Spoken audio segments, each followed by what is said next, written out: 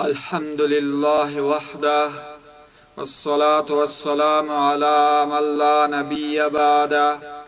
ولا نبوة بعده ولا رسالة بعده. أما بعد، قال الله تبارك وتعالى في كتابه المجيد وفرقانه الحميد: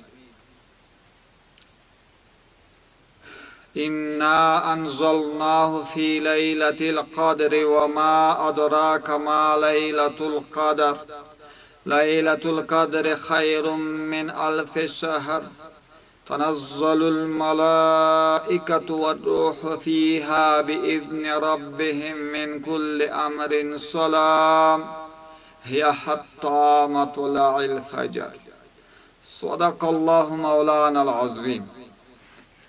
ډیرو معززو محترمو مسلمانو ورونو او دیني خویندو، غواړم چې نن ورځ د لیلة القدر په هکله او د لیلة القدر په باره کې څه نه څه خبرې وکړم. په دې کې ډېر تفصیل دی، خو موږ غواړو چې په خپلو لنډو ټکو کې د لیلة القدر وضاحت تاسو ته وکړو.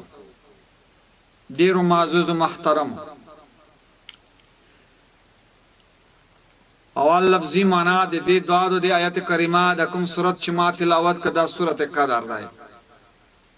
الله پاک فرمایي انا انزلناه، بشکه په تحقیق سره موږ نازل کړی دی د قرآن عظیم الشان لره. انا انزلناه فی لیلة القدر، بشکه په تحقیق سره دا قرآن عظیم الشان موږ نازل کړی دی، یعنی ما نازل کړی دی. الله پاک فرمایي فی لیلة القدر، د قدر په شپه کې، یعنی دفعة واحدة، یعنی په یو وار سره من اللوح المحفوظ، د لوح محفوظ نه الى سماء الدنیا، د دنیا اسمان ته دم په یو ټاک په یو وار دا قرآن عظیم شان د لیلة القدر په شپه کې نازل کړی دی. الى مقام بیت العزة، بیت العزت مقام ته، یعنی د دنیا اسمان ته نازل کړی او د دنیا په اسمان کې بیت العزت مقام ته نازل کړی هم دی په یو ټاک سره. الآیه، ډیرو معززو محترمو مسلمانو ورونو، د اسلام ستر پیغمبر د لیلة القدر د شپې په هکله چې کومه تمنا د خپل امت په باره کې او کومه تمنا او ارمان د خپل امت په باره کې ورته فایده شوې ده د هغه د یو بزرګ د بني اسرائیلو په باره کې، نو دغه صورت بیا نازل شوی ده. لکه شان نزول د دې صورت د سورت قدر څه و، هغه په دې کې مختلف توجیهات او مختلفه وجه بیان شوي دي. یوه وجه د شان نزول د دې سورت قدر دا ده چې حضرت عطا د عبدالله ابن عباس نه روایت کې، عبدالله ابن عباس رضی الله تعالی عنه فرمایي چې نبی علیه الصلاة والسلام ته د بني اسرائیلو د یو داسې غازي، د یو داسې لوی بزرګ چې هغه لوی غازي هم و، داسې غازي چې زر میاشتې خپل اسلحه، زر میاشتې خپل وسله د جهاد د غزا د خپل اغنه اوږې څخه نه ده ښکته کړې، یعنی زر میاشتې د جهاد دپاره کومه وسله کومه اسلحه یې چې اوچته کړې وه او په خپل اوږه باندې یې ایښې وه، خپله اوږې ته کړې وه، که هغه توره وي او که هغه هر څه وي، که هغه توپک وي او هغه که نظا وي، هغې وخت موافقه اسلحه، دا یې زر میاشتې ګرځولې ده، د خپل اوږې څخه یې نه ده ښکته کړې. نو عبادت په یې هم که، یعنی د عبادت به هم که او جهاد دغه د جهاد اسلحه به هم په اوږه کې وه، نه به یې ښکته کوله، زر میاشتې دغه ګرځولې ده. نو نبی علیه السلام ته دغه عبادت او دغه زر میاشتې چې د بني اسرائیلو کوم بزرګ و، کوم هغه و، یو لوی غازی و دغه جهاد او دغه عبادت نبی علیہ السلام ته ډیر خوند ورکا او د خپل امت ته فرای تمنا ولرله یعنی وایي چې کاش کې در کومه عبادت زما امت کړای وای دا تمنا د خپل امت ته فار ولرله او وایي نبی علیہ السلام چې کاش کې دا رقم عبادت زما امت شي وای کړای وای او بیا د نبی صلی الله علیه وسلم د خپل امت د لاندو عمرونو تشویش ور سره پیدا شو نبی علیہ السلام په دې سوچ او فکر کې شو چې زما د امت عمرونه ډیر کم دي زما د امت عمرونه ډیر کم دي او نو دا څنګه او د پخواني امتونو عمرونه ډیر اوږدو نو کاش کې زما امت در کم عبادت کړای وای او زما امت عمرونه ډیر کم دي او اعمال ډیر کم په خپل عمرونو کې راځي په دې سوچ او فکر کوه چې الله پاک جل جلاله دغه سورۃ قدر نازل کړو ورته فرمایي چې انا انزلناه فی لیلۃ القدر موږ دا قران عظیم شان نازل کړی دی فی لیلۃ القدر په لیلۃ القدر شپه کې د لوح محفوظ څخه د دنیا اسمان ته او د دنیا په اسمان کې د بیت العزت مقام ته دفعه واحده په یو وار سره او بیا ورته فرمایي الله پاک نبی علیہ السلام ته چې وما ادراک ما لیلۃ القدر یا رسول الله وما ادراک ته څه خبر یې ته چا خبر درکړ یا ته څه خبر یا رسول الله ما لیلۃ القدر چې لیلۃ القدر څه ده چې لیلۃ القدر څه ده الله پاک په خپل تعریف ورته کوي چې لیلۃ القدر خیر من الف شهر لیلۃ القدر چې ده د قدر شپه چې ده دا هغه شپه ده د داسې شپه ده خیر من الف شهر چې دا غوره ده د زرو میاشتو څخه لیلۃ القدر چې ده خیر من الف شهر دا غوره ده د زرو میاشتو څخه تنزل الملائکه والروح فيها داس شپه ده لیلۃ القدر چې په دې کې تنزل الملائکه را نازلېږي د اسمانونو څخه والروح فيها او روح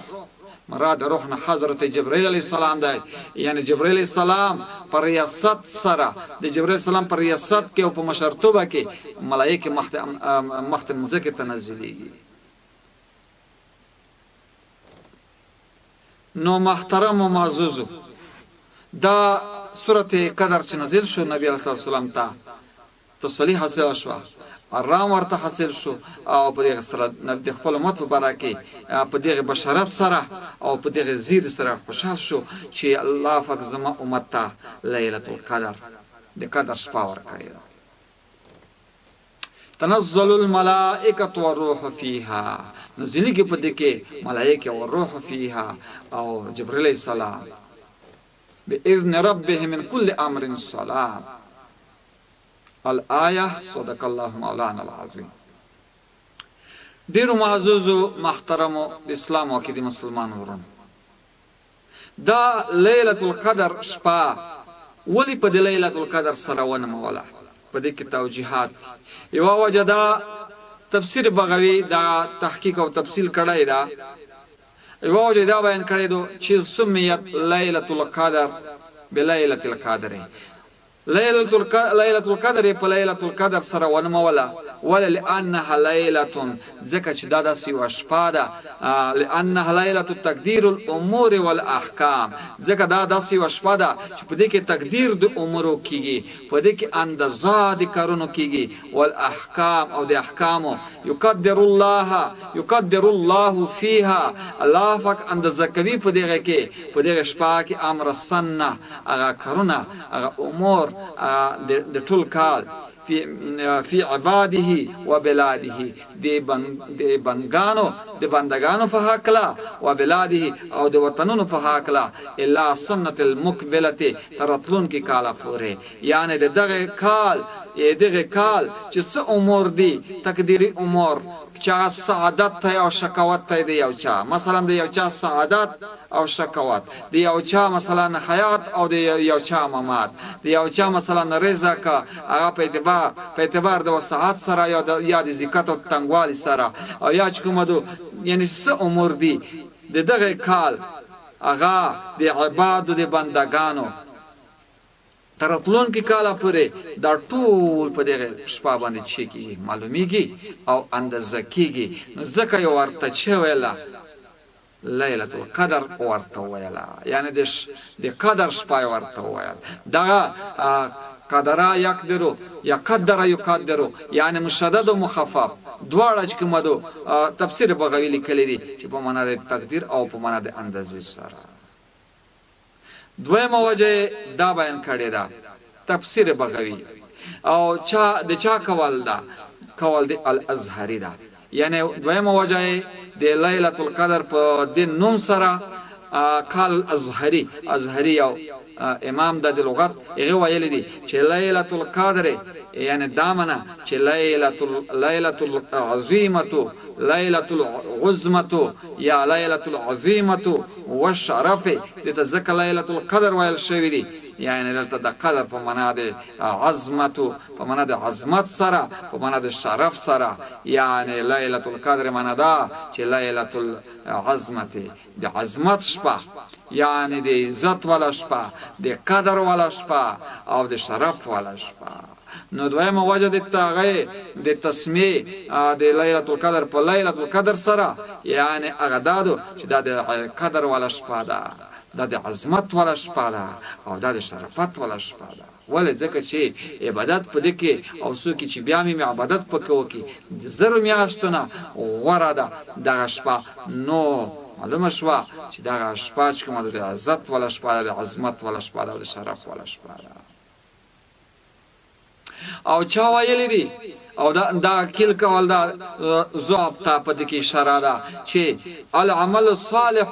چې څوک عمل صالح وکي په دې کې العمل الصالح يكون فيها ذا قدرين عمل صالح چې څوک پکې وکي مثلا لکه نوافل لکه المنزونه لکه مثلا په دا شپه د قران عظیم شان تلاوت او یا کومه دا نور نیک اعمال پکې وکي نو دا يكون فيها ذا قدرين انک عمل صالح انک عمل په دې کې ذا قدر خواند عزت خواند قدر او خواند شرفت عند الله د خدای پاک پنځ باندې کونه مقبولا ځکه د عمل د خدای پاک پنځ کې چې قبول وي نو ځکه چې عمل په دې کې د قدر خواغه ګرځي والا ګرځي یعنی نیک صالح عمل د قدر والا په دې کې ګرځي د وجنه لیلۃ القدر ورته شوی دی په دې لیلۃ القدر کې ډیر اقوال دي په دې کې اقوال دي چې دا هغه چې کومه د لیلۃ القدر وسمشتا او کدا په کوم وخت کې ده که پورته شوی ده وفيها اقوال تفسیر بغوی لیکلی چې په دې کې ډیر اقوال دي بحث ډیر مفصل پکې کړای دی تفسیر بغوی ډیر وګ بحث پکې کړای دی خو زه لنډ را خلمه نو قال بعضهم زن علماء په براکه دی لیلۃ القدر په براکه یلی دي چې قد كانت دا لیلۃ القدر وا په عهد نبی صلی الله علیه وسلم نبی علیہ السلام په زمانہ کې نبی علیہ السلام په زمانہ کې دا لیلۃ القدر موجوده وا ثم رفعت بیا دا لیلۃ القدر چې شو بیا ورسته پورته شو یعنی ورسته به چې شو پورته شو خو دا کول ضعیف کول دا او دا کول عبد الله یو صحابي د پنوم د عبد الله سره عبد الله بن کانس عبد الله بن کانس فرمای چې ما ابو هريره رضی الله عنه ته دغه کول ذکر کړو د بعضو نو چې عبد الله اغا ابو هريره صاحب فرمایله چې دا کذب دی دا څوک چې کول په پورته کېدل د دغه شپه باندې مثلا کوي دا بالکل کذب دی هیڅ حقیقت نه لري دویم قال عامه الصحابه والعلماء عام صحابه کرام ویل دي او عام علماء کرام ویل دي چې انها باقیات الى يوم القيامه دا د قدر شپه چې دو دا تر قیامت ورځې پورې شي دا دغه بکی دا یعنی موجوده ده تر قیامت ورځې پورې موجوده ده. دریم قال بعضهم ځینې علما ویلي دي هي فی السنة اوس چې موجوده ده نو کوم وخت کې ده؟ نو بعض علما ویلي دي هي فی السنة یدورو چې دا په ټول کال کې بعض علما یایي بعض کسان وایي چې دا په ټول کال کې یدورو گردش کوي په ټول کال کې موجوده ده په ټول کال کې ګرځي را ګرځي. عبدالله ابن مسعود رضی الله عنه هم په دې باندې دغه جمله د خلکو نه راي هغه هم د بعضو د قول تایید کوي. خو قال الجمهور جمهور علماء کرام او جمهور صحابه کرام وایي چې انها دا د لیلة القدر شپه چې ده په شهر رمضان دا په میاشت رمضان کې ده. دا چیرته ده؟ دا په میاشت رمضان کې ده یعنی په میاشت رمضان کې د لیلة القدر شپه موجوده ده. ها چې د لیلة القدر شپه په میاشت رمضان کې شوه نو په میاشت رمضان کې په ټول رمضان کې ده او که په کومه برخه کې ده. واختلفوا فی تلک اللیلة او بیا اختلاف کړی دی علماو په دغه شپه دی چا کې د لیلة القدر کې په لیلة یعنی اختلاف کړی دی علماو په د لیلة القدر په شپه کې چې په میاشت رمضان کې په کوم ځای کې ده. اول عشره کې ده په ټول رمضان کې ده په منځنۍ عشره کې ده او که په اخري عشره کې ده او که په اخري عشره کې په تاک ورځو کې ده. نو اختلاف کړی دی علماء په دغه شپه کې. قال ابو رزین العقیلی فرمایي رضی الله عنه هي اول لیلة من شهر رمضان. ابو رزین العقیلی فرمایي چې دا د لیلة القدر شپه چې ده د اوله شپه ده د میاشتې د رمضان یعنی د رمضان چې کله اوله شپه ارسي نو اوله شپه د رمضان د لیلة القدر ده. دغه پر خپل دلایل او حدیث هم موجود دي. وقال الحسن یو بل صحابي حسن سے فرمایي چې دا د لیلة القدر شپه چې دو دا چې کومه دو فی 17 دا په اولسم د چا باندې دو د رمضان باندې دو یعنی دا په اولسم د رمضان باندې دو. نو دای فرمای د حسن صاحب كانت صبيحتها وقعت البدر چې په سبا دغه هغه باندې ولسم دغه د رمضان باندې وقعت البدر د بدر وقعه یا د بدر غزا ارمانسته شو. والصحيح عليه صحیح خبر دادو والصحيح صحيح قول دادای وعليه الاكثرون او په دغه باندې اکثر علماء کرام او اکثر صحابه کرام دي چې انه فی العشر الاواخر دا د لیلة القدر هغه چې د شپه چې دا په اخري عشره کې د من شهر رمضان د رمضان د میاشتې یعنی د رمضان د میاشتې په اخري عشره کې ده. په دې باندې اکثر علماء کرام په دې باندې په دې قول باندې دي او دا صحیح قول هم ده. ایده پر دلیل هم حدیث شریف شتا. قال النبي صلی الله علیه وسلم نبی علیه الصلوة والسلام فرمای تحروا لیلة القدر تاسو تتبعوا تلاش وکي تاسو طلب وکي تاسو پلټنه وکي لیلة القدر لیلة القدر په العشر الاواخر من رمضان په اخري عشره د رمضان کې په اخري عشره د چا کې د رمضان کې نبی صلی الله علیه وسلم فرمای تاسو د رمضان په اخري عشره کې د لیلة القدر تتبعوا او استقراء وکي یعنی د په لیلة القدر د رمضان په اخري عشره کې شي کوي ولټوي وی غړای. اوس واختلفوا في انها اختلاف کړی دی بیا علماء کرام په دې کې چې په دې لیلة الاغه کې فدا عشر اواخر کې یعنی واختلفوها اختلاف کړی دی په انها چې دا هغه چې کومه ده د لیلة القدر چې کومه ده په ټوله عشره کې دو او که بیا په دې کې په بعض ورځو کې ده. یس دی برا کې بیا مختلف اقوال د صحابه کرام راولې دي. عن عائشه رضی الله تعالی عنها، د عائشه رضی الله تعالی عنها روایت دی. هغه فرمایي چې قال النبي صلی الله علیه وسلم، نبی علیہ السلام فرمایلی دي تحروا ليله القدر، تاسو طلب وکئ، تاسو پلټنه وکئ ليله القدر، د ليله القدر د شپې فی الوتر من العشر الاواخر، په هغه تاکو ورځو کې من العشر الاواخر د اخري عشره د اخري عشره من رمضان، د رمضان یعنی د تاسو د رمضان چې اخري عشره ده په تاکو ورځو کې د ليله القدر چې وکئ، تلاش وکئ او تتبع وکئ او پلټنه وکئ. چا تاکو ورځې کومې دي؟ چا یویشتم ده د رمضان یویشتم، او بل چې کومه درویشتم، پنځه اوویشتم او بل نهویشتم. دغه پنځه ورځې تاک ورځې دي د اخري عشره. نو نبی رسول الله صلی دا سویل دي چې تاسو د رمضان د اخري عشره په هغه تاک ورځې کې په چې جفت نه دي بلکې تاک تی تاک مکس خلص ټوک ورته وای. نو تاک ورځې کې چې وکي د دې غرمغه د ليله القدر طلب وکي او وې غوړی او دا کې کوشش وکي چې دا شپه سبا کوي او په عبادت تیر کوي. نو د حضرت علی کرم الله وجهه او د حضرت ابی ابن کعب رضی الله تعالی عنه، اندرنګ د حضرت عائشه او ام المؤمنین حضرت عائشه رضی الله تعالی عنها دا ایدغه مذهب هم دغه چې دا ليله القدر چې کومه ده دغه هغه کې ده په اخري عشره کې ده، یعنی په اخري عشره کې په تاک ورځو کې ليله القدر موجوده ده.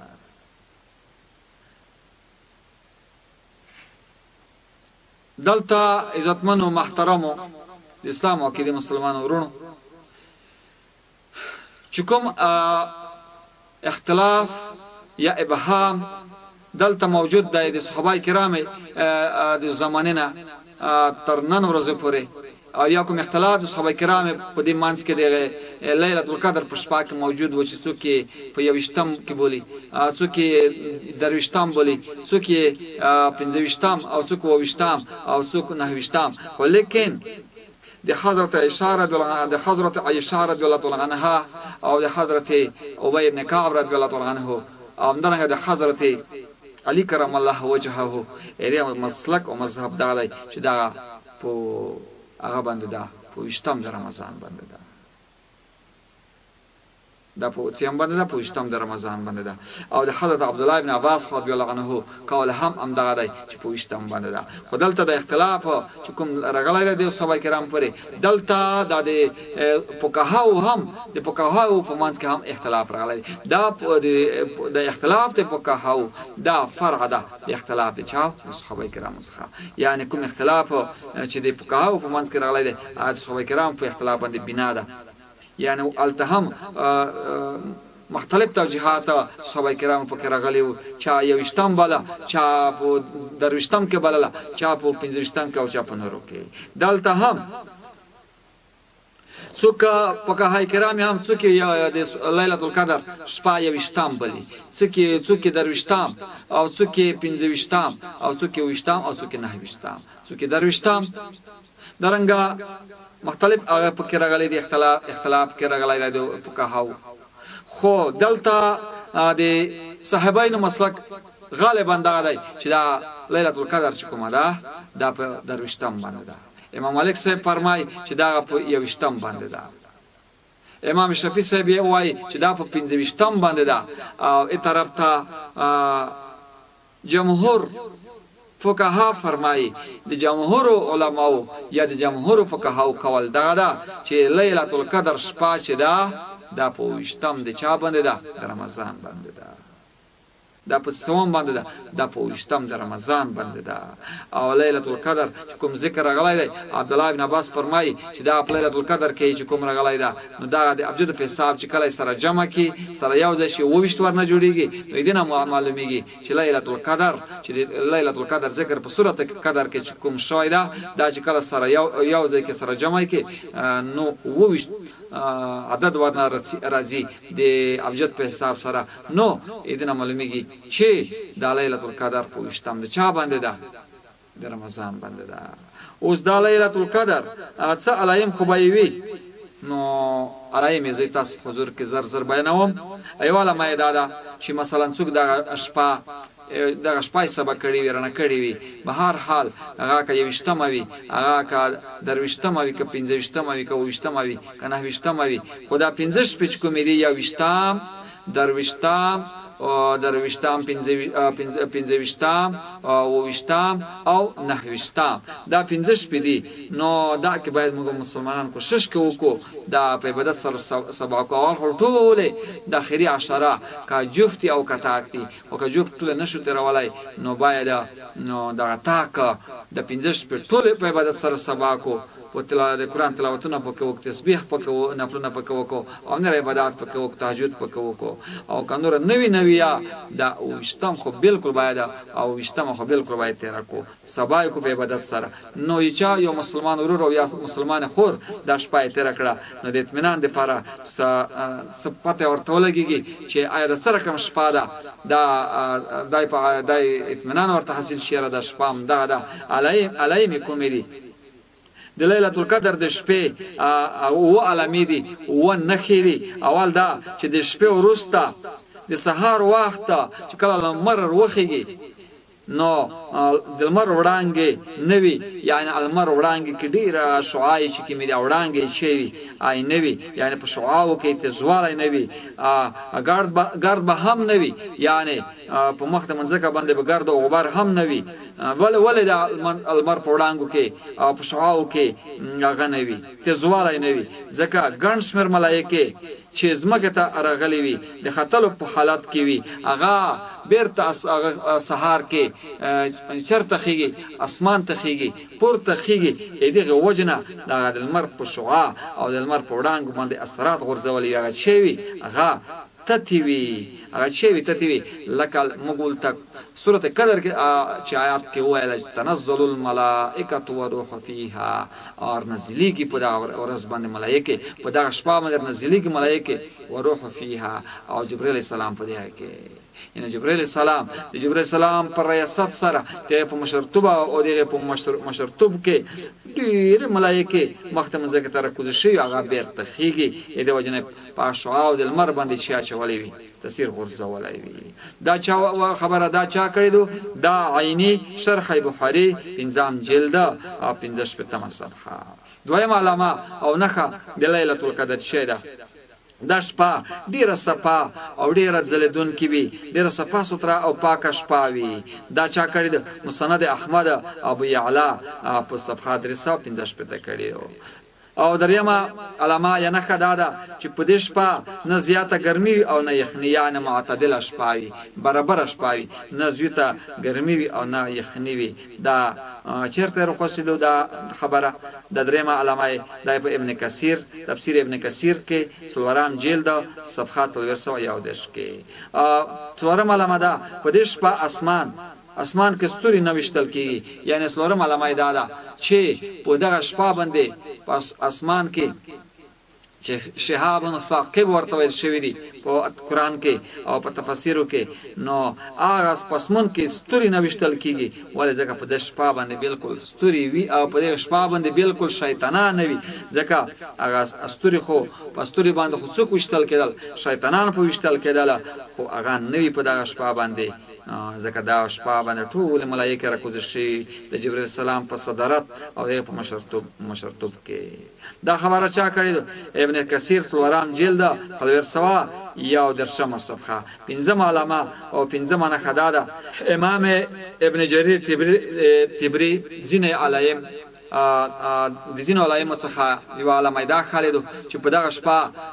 هر شی مخ ته مځکې ته راکوزېږي او الله جل جلاله ته په سجده پرېوځي، حتی اشجار ونې هم، خو په دې باندې هر څوک نه پوهېږي، په دې باندې یوازې څوک پوهېږي او اولیا کرام پوهېدی شي، هغه ته په کشف سره ظاهرېدای شي، هر څوک په دې باندې نه شي کېدی چې ورباندې پوه شي. شپږمه علامه هغه دا ده چې د ځینو علماو تجربه دا ده چې په دې شپه د سمندرونو اوبه، د سمندرونو او کوهیانو آب خونده اوبه څښې وي، هغه خوندورې وي، هغه ډېر لذت کې موجود وي. او العرف الشذي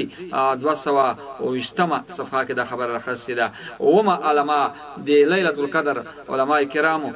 دا بیان کړې ده چې په دې شپه ملایکې د هغه مسلمان سره ملویږي، حتی د ډېرو لوی اولیاء کرامو سره په لاس مصفحه وسره کې چې بخشش ورته شوی وي، یعنی چاته چې بخشش شوی وي، عفو ورته شوی وي، نو دغه سره ملویږي ملایکې چې بخشش ورته شوی وي. او د دغه مسلمان علما به دا وي د دغه مسلمان زړه په دا شپه ډېر نرم وي او ژړا ډېره ورځي. نو دا اووه علایم شول محترمو. الله پاک دی دا د لیلة القدر شپه چې ډېره عظیمه شپه ده، او دا کې دغه د دې وجې نه امت ته وضیحه شوې نه ده چې دوی په دغه کې مطلب یا ټول رمضان کې تتبع او تلاش وکړي، او که په ټول رمضان کې نه وي په اخري عشره کې په دې کې همت نه کار واخلي، تتبع هغه کې وکړي، تلاش پکې وکړي د شپې سبا کې په عبادت سره، او که دا ټوله عشره ټوله لس شپې نشي سبا کولی، نو هغه تاک شپې چې کومې دي چې 20م ده، 22م ده، 25م ده، 28م ده او 29م ده، دا په عبادت سره سبا کې. دا ابهام د لیلة القدر ذکر راغلی دی، دا د حکمت نه خالي نه ده چې په دې کې خلک عبادت په دغه اخري تاک شپو کې وکړي یا په ټول لاس شپو کې وکړي، نو قیمتي شپه ده، نو عبادت پکې وکړي او د شپه بیا مې نو دغه وجه نه داسې نور عمر هم شته لکه د جمعې په ورځ یو ساعته یو کم ساعته چې حدیثو کې روایتو کې راځي چې څوک یو مسلمان دعا په هغه ساعت کې برابره شوه، دعا یې پکې وکړه په هغه ساعت کې، هغه ساعت ورسره برابر شو، په لاس ورغی، دعا کوونکي ته الله پاک بیا دعاګانې قبولې شي، حاجت په الله پاک ورپوره کړي. دارنګې یا هغه چې کومه دی قرآن کې الله پاک فرمایي چې حافظوا علی الصلوات، حفاظت وکړئ په لمونځونو باندې، والصلاة الوسطی، بیا خاص کر په صلات الوسطی باندې، په منځنۍ لمانځه باندې. اوس د منځنۍ لمانځه دا صلات خمسه کې څه دی، په دې کې اخبار غلې ده، یعنی واضح نه ده چې صلات الوسطی کوم یو ده. علما کرام زنه مفسرینو د مازدیګر لمانځه خسته دی، لیکن دغه هم اخبار غلې ده چې د صلات خمسه هغه وسطا کوم ده، لکه څرنګه چې د جمعې پر ورځ کوم ساعت مبهم ده پړتا ټول ورځ د جمعې کې واضح نه ده، دا لیلة القدر مبهمه ده ټول هغه کې اخري لسیزه کې یا په ټاک شپو کې. نو د دې خاطر چې موږ په دغه کې احمد نه کار وکړو، زیات عبادت پکې وکړو، تر څو د شپه بیا مې هر هغه شای چې قیمتي وي هغه په ډېر لوی همت سره حاصلېږي، هغه په عادي همت سره نه حاصلېږي. نو الله پاک دې کوشش وکړي، الله پاک دې موږ ته دا غره کې دا همت راکړي چې په دغه شپه کې او د شپه کې کوشش وکړو، د شپې په فایده کولو کې کوشش وکړو، په خیر ټول عشره کې ورنه کړه نور نه وي په ټاک شپه کې کوشش وکړو. الله پاک دې زموږ په دې خبر باندې موږ تاسو ټول ته د عمل کولو توفیق راکړي. واخر دعوانا ان الحمد لله رب العالمين.